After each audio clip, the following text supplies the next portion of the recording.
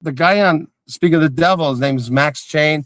He introduced me to his manager, and she believed in me, and she hooked me up with an agent. So I had a manager and an agent, and the first thing I got was what I told you before, Doctor, for the NBC, for the network TV, and then 91, I just kept getting sitcom after sitcom. Perfect Strangers, Life Goes On, the Married with Children. You know, it just goes on and on. I just exploded. But now it's like I'm like doing all these auditions and not getting anything. So I guess they like me more youthful, I guess. I don't know. I don't know, because the horror elements kind of become bigger and bigger as your career's gone on, hasn't it? Yeah. Because my favorite horror film in the world was Phantasm. So I used to go. Yeah. So I was going through the Hollywood Reporter because I like to look at the ads and see stuff, and they announced Phantasm II. So there was an address. So I wrote a full-length letter, how much I was a fan and this and that. I'll work for free. I want to be part of Phantasm II. And I got a call. So they offered me the job as a craft service at $40 a day. And I was willing to work for free at that time. You know, $40 a day is nothing. So I worked my ass off for like 2.5 months. And then I got the one part as the gravedigger when you see me in Phantasm II, digging a grave with that mask on, which is great. So funny because you got 2 credits for that because you've got craft services and background player. So you've got 2 credits in the credits, which is pretty cool. So Don Coscarelli, he was a friend. He knew Sam Raimi. So Sam Raimi and Robert Tappert is a producer friend.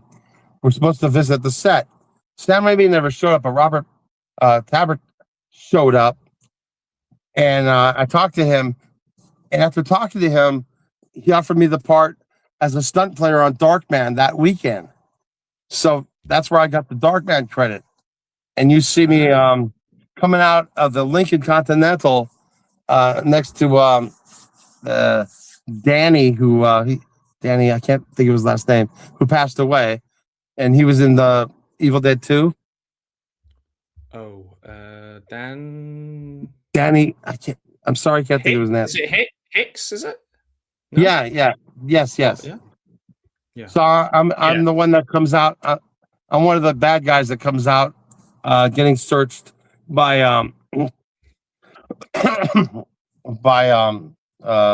whoever's searching us at the docks. I wonder if you're up for a little game.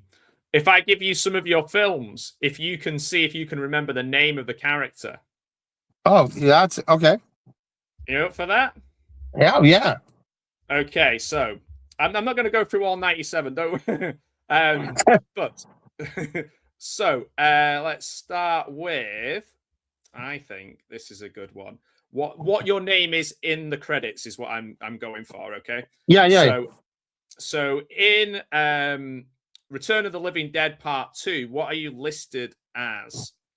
Pot smoking army truck driver, uncredited. That's word for word correct. That is awesome. Yeah, 1 point. Ding, ding, ding. And I had to fight for that. I had to submit until I got it. Nice. Oh well, so that worked. And that's another story in itself. Go ahead.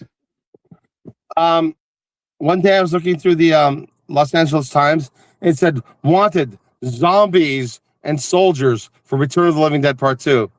So I went down there in Simi Valley. I brought calves brains with me that I was willing to munch on just to get a part as a zombie. That's how green I was and new to the whole thing I was and excited I was. So I signed up with, her name was Paula Fox, and her husband was one of the main producers.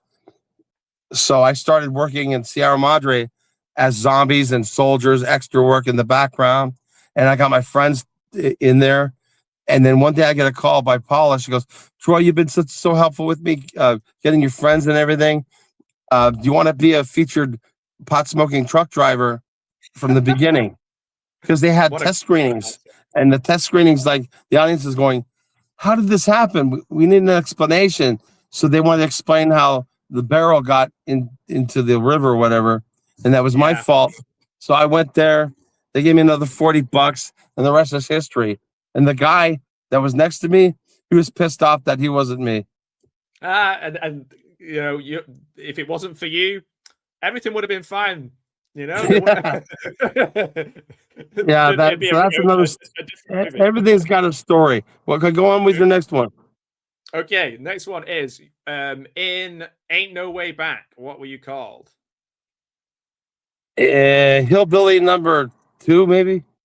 Just hillbilly, yeah. You were the hillbilly, the quintessential hillbilly, yeah. Yeah, it was more a lot. That was like more or less extra work, basically. That's a good title. I just would love to be in one film and have my credit as hillbilly. That would be so good. That would be a dream for me. Okay, this is just a cool one. Hell on the Battleground from 1988. Hawkins. Yeah, which is good for now. Stranger Things, Hawkins.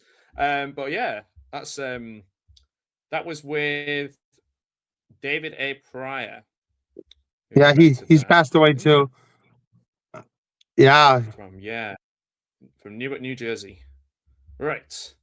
Okay. Who have we got? Oh, Dead End City from 1988. A Street Fighter number 2. Don't do yourself down.